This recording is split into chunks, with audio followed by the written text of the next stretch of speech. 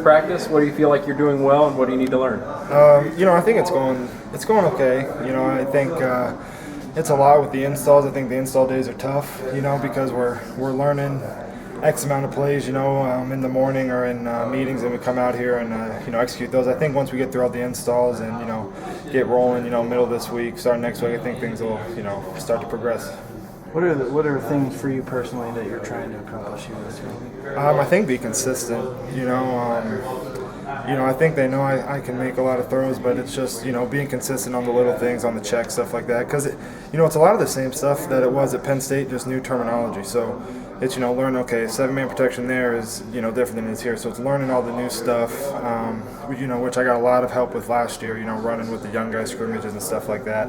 So I think just being consistent in the overall process of the offense. We've heard that Bobby's stuff is pretty complex. Is it? Yeah, but once you kind of learn the progress on how to learn it, when he adds something new, it's not like, well, where'd that come from? It all flows nicely, when he starts adding stuff. So, Coach McGee does a great job teaching us, the progressions and, all the different ins and outs of the offense. He's awesome. So it is tough, but, there's definitely a way to go about learning it, and it makes it easier. When you're concentrating so hard on learning new things, does it maybe sort of take away some of your reactions and you feel like maybe your skills aren't as sharp? Sure, that definitely. I think something that maybe maybe Coach P would say I do a little too much. Maybe I sling it around a little too much. So you just gotta kind of focus on every play.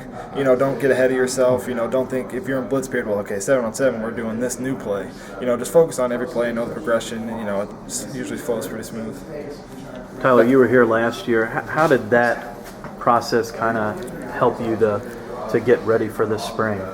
I think a lot of the credit goes to the young guy scrimmages we'd have after practice, especially in the Georgia week. Those weeks leading up to the bowl game, we do it every day after practice, and those help tremendously because it's live. You hardly go live, especially during practices. I'd be throwing with trash cans down at one end of the field, helping the defense out.